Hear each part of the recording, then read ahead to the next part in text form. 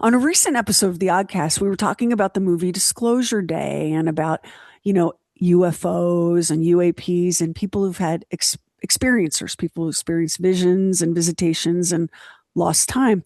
And I mentioned my lost time incident and my family's lost time incident. And we had a bunch of people come out and say, I want to hear that. Where's that episode? That episode is right here.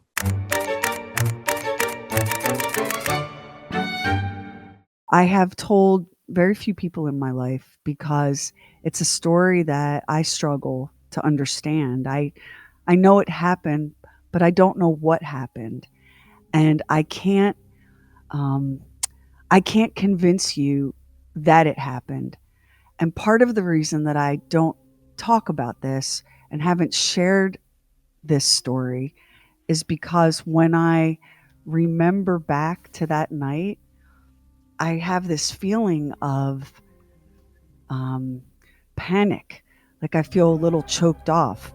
Like this memory it's almost like it's a toothache.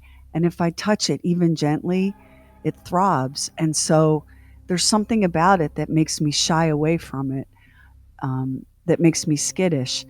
And, and when I've only talked about this maybe twice in my whole life, and when I've tried to tell this story, I sound nuts.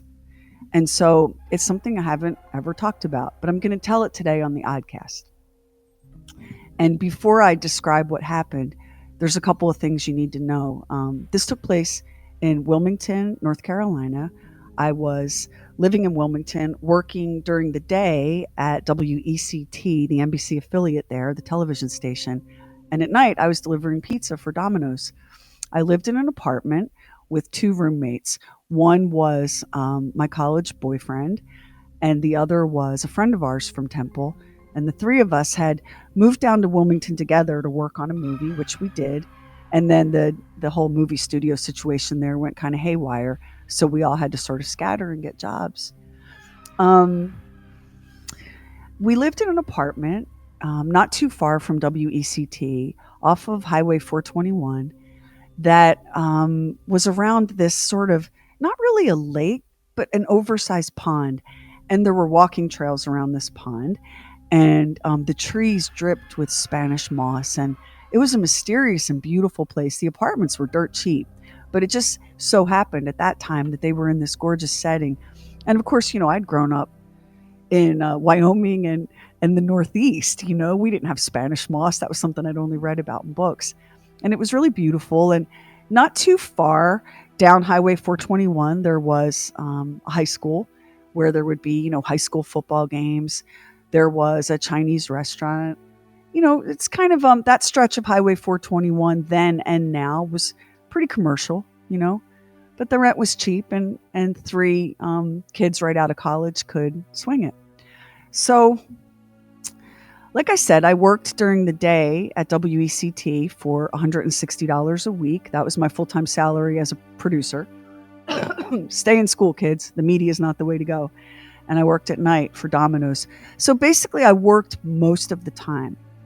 But on the night that this event happened was one of my rare nights when I wasn't delivering pizza, and I was home with my two roommates. And my college boyfriend, great guy, Trekkie, sci-fi, comic booky guy, just exactly like you would think I would date. He was watching some Star Trek The Next Generation marathon, and our other roommate was upstairs in his room strumming the guitar or whatever. And this was all before cell phones and YouTube and the internet and all of that. This was right before cell phones exploded and came out of the bag phone stage, where it weighed as much as a cinder block and became a flip phone kind of thing. And so none of us had cell phones. We didn't have YouTube, hadn't been invented yet. And so I was bored. And one of the things that I had taken up, I was going through a coloring book phase. They didn't have adult coloring books back then. They had kid coloring books. And I was going through kind of a random coloring phase. And I had colored through the last of my coloring books and decided that I was going to take a run to the drugstore. I think it was a CVS up on Shipyard Boulevard, and grab myself a new coloring book and some M&Ms and a fresh box of Crayola crayons. And so I got in my car and I headed for the drugstore. It was about 7 o'clock at night. So it's 7 o'clock at night and it was winter time and it was dark, and I pulled out of the apartment parking lot. I was driving a white Ford Escort EXP that my father got in some weird illicit drug deal bargain trade. And so that's what I was driving, and I drove to the CVS.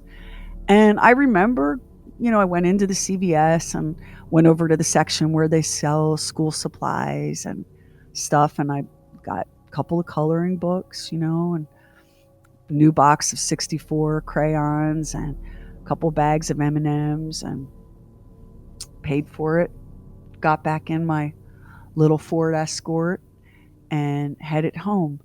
So something that's always been true about me, it was true then and it's true now. And I think Max knows this about me. I never, if I can, I never take the same route twice. I'm always looking to see new things, So, um, even now, like if I go to the grocery store near my house, there's about 8 ways I can do it. And so back then, I could take Shipyard Boulevard to Highway 421 and then turn down one street and kind of get into the vicinity of my apartment.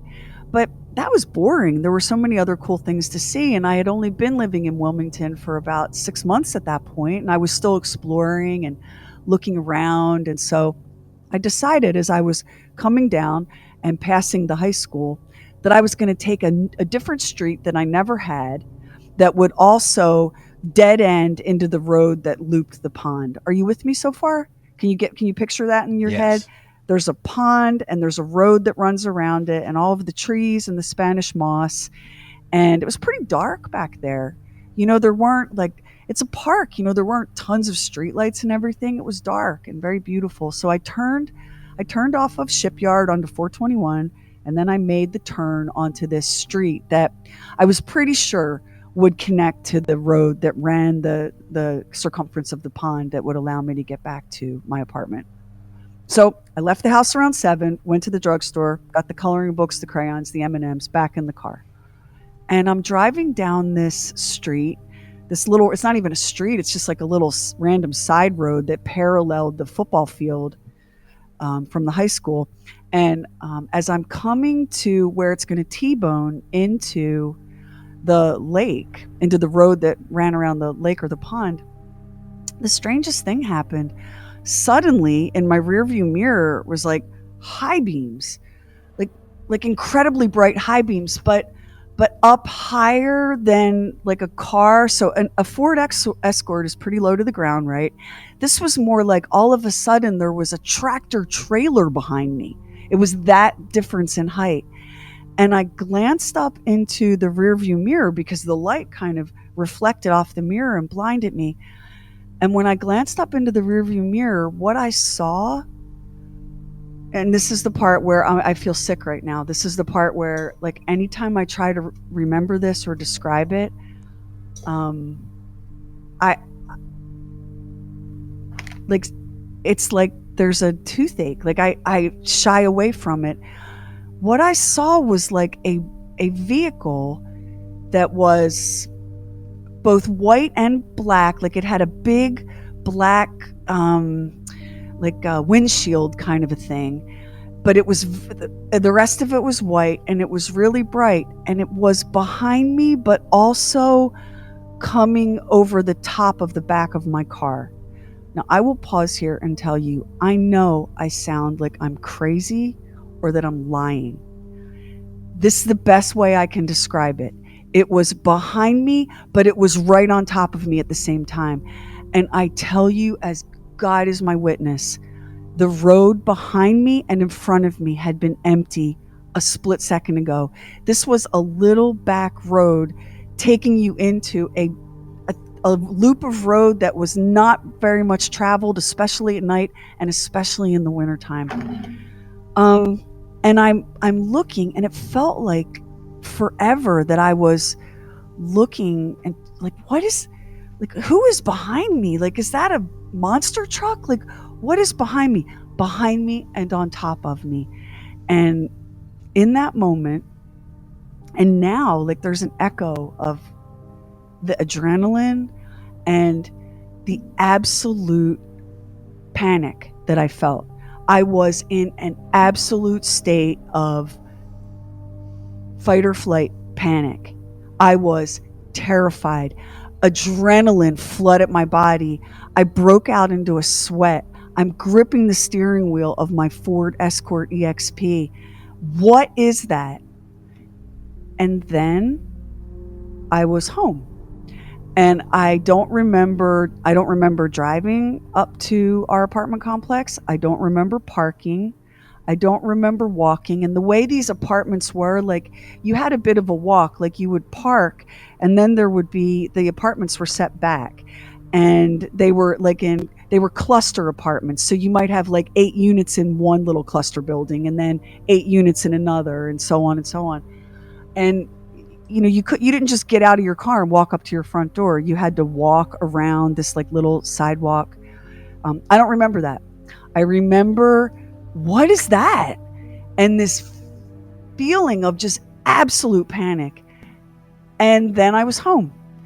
And the next thing I remember, there's something behind me, and my boyfriend, David, my roommate, where the hell have you been? And I was like, what do you mean? I went to CVS. I got coloring books and M&Ms. He goes, you've been gone for hours. We didn't know what happened to you. We thought there was an accident. We didn't know where you were. Keep in mind, this is no cell phones, right? You had no way of contacting someone. If they walked out of the house and vanished, they vanished. And I was like, what are you talking about? I went to the drugstore and came straight back. He goes, where did you go? And I went to the drugstore. I came straight back. And he said, Sheri, it's after 11. You've been gone all night. Where were you? And I had no explanation for him then. And I have no explanation for you now. I lost probably, I'll be generous and say 3 hours. I'll say that it took me an hour to go from my apartment to the drugstore and back.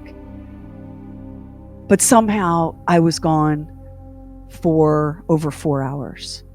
So that is what's called a missing time episode. And I tried to explain. I was like, I was driving. I took that, that road between the Chinese restaurant and high school. I took that because, I always like to go a new way. And something came up behind me, like a monster truck or something. And they blinded me with their headlights. And then I came home. And he was like, you've been gone for hours.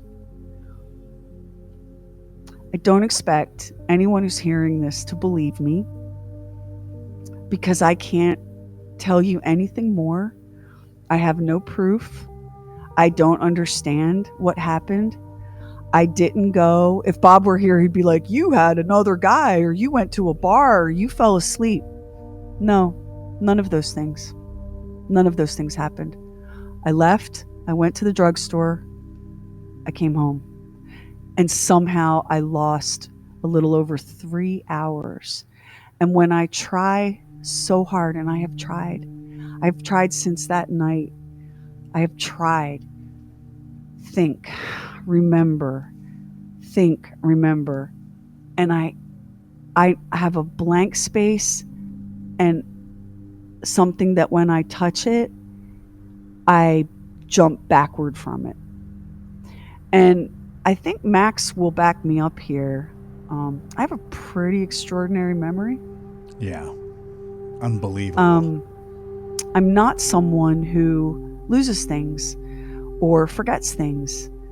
And this incident, it scared me so much because I couldn't explain it. And I could see that I sounded like a lunatic. But I lost those 3+ hours. And the thing of it is, it's my only missing time episode that I know of for sure, that I can point to and say, this weird, terrible thing happened that I'm confused by and frightened by and don't have an explanation for. And the craziest part, now this is the part that's really going to sound so crazy, is When I was looking in my rearview mirror, I didn't turn around. I did not turn my head and look at what was behind me. Um, I'm not sure I had time to, honestly, but when I looked in my rearview mirror, not only did I break out like drenched in sweat and adrenaline and so much fear. I don't scare easy. You know, I'm not some little debutante cupcake. Like, I grew up in a violent and abusive home. I don't scare easy. I was as scared as I've ever been. And then and now I will tell you that there was like a gleeful, prankish, fucking with you kind of energy in the moment. And I can't connect that to anything. And again, I don't expect anyone to believe a single word I'm saying. I cannot convince you. I can only tell you that it happened. So that was the only time that I know I can point to and say, I lost these 3 hours and the people that I lived with were frantic. But it's not the only strange thing that happened in my life. And I don't know whether I'm fascinated by the things that I'm fascinated by because of the things that have happened to me, or um, I'm not sure. It's like a chicken and an egg thing, because some of my very earliest memories, and the story in my family was that I was just such a spooky, weird kid. But some of my earliest memories don't make sense. They don't make sense to me, and they don't make sense to my mom, for example, who had to grapple with the stories that I would tell as a toddler, these long, detailed, animated stories of the angels that would come and talk to me. Now, we were, Catholic. So, yay, angels, right? Better that than demons. But absolute, absolute conviction on my part as a child that I was having these experiences, these wildly detailed experiences. There was one day, and I remember it, but I only remember it in flashes and pieces, that I broke down in an absolute panic in the backyard. This was before we moved to Wyoming, so I would have been first grade maybe. Broke down in an absolute panic in the backyard, screaming and screaming and screaming, for my mom, because I was so frightened of this thing in the yard. And my mom came flying out of the house. I don't think she touched the ground, and grabbed me. And of course, there wasn't anything there. And so the story then became, she's a spooky kid with a really vivid imagination. Okay, that's a thing that can happen. You can have a spooky kid and you can have a vivid imagination. And again, I can't ask you to believe it because I don't understand it either. Now let's fast forward. Now I'm a teenager and my parents have split up and I'm back east from Wyoming, and a multitude of strange things happened when I was a kid living out west that are stories for another day. But the the thing I'm going to tell you now is I'm a teenager, probably a senior in high school, and living with my grandmother, and I was sleeping on the couch in the living room, and everyone had gone to bed, you know, and the oven light, the light over the oven, my grandmother always left that on as a nightlight. And so I'm sleeping on the couch, and it was a very, very small house, like it didn't even, it didn't have a dining room or anything like that. It had like a kitchen with a big kitchen table and a living room and some bedrooms and an upstairs. I mean, absolutely standard American suburban post World War II house. And so I'm asleep on the couch, and something wakes me up, and I open my eyes, and there's a figure in the doorway between the kitchen and living room, and it's silhouetted by the dim light of the oven light. And I didn't know who it was. I assumed it was my father, because who else would it be? The only people in the house at that time were me and my grandmother and my father and my younger brother, whose bedroom was upstairs. And I started to sit up, and And again, what I'm about to say, I don't know how to explain it and I can't ask you to believe it. But the figure that was silhouetted in the light raised its arm, and I felt a pulsing sensation in my forehead that radiated outward. And then I was asleep again until morning. And I know, again, if Bob were here, he would say, that was a nightmare. You had a bad dream. And maybe I did. But I've never had a dream like that before or since. I've never had a dream that was like I can close my eyes and see it. I'm right back in the space. I can feel the rough upholstery on my cheek. I can see the television that was dark because it was off behind this figure that was silhouetted in this light from the kitchen oven. And I can feel the sensation of that circle, like a ripple in a pond that radiated. I felt it radiate across my face and head, and and I was out like if you've ever had anesthesia. You know when you've had anesthesia and they say, okay, we're going to count backward from 10, and you say 10, 9, 8, and you wake up in the recovery room? It was like that. I can't explain it. So these are things that I have wrestled with like my whole adult life. And I have no idea if I'm nuts, if I have an overactive imagination, if I have convinced myself of a bunch of things that aren't true, or if these are things that happened exactly as I'm describing to you, and I just can't tell you what they were. So I think part of the reason that I'm so fascinated by science and sci-fi, why I'm so intrigued by the idea of the multiverse and quantum physics and UFOs and, multiple dimensions and all of the things that sound like kooky gibberish to a lot of really rational people. Sometimes I think I'm really, really fascinated by that stuff because I can go back to my earliest memories and I have these weird things that I just cannot account for. I have memories is it a memory?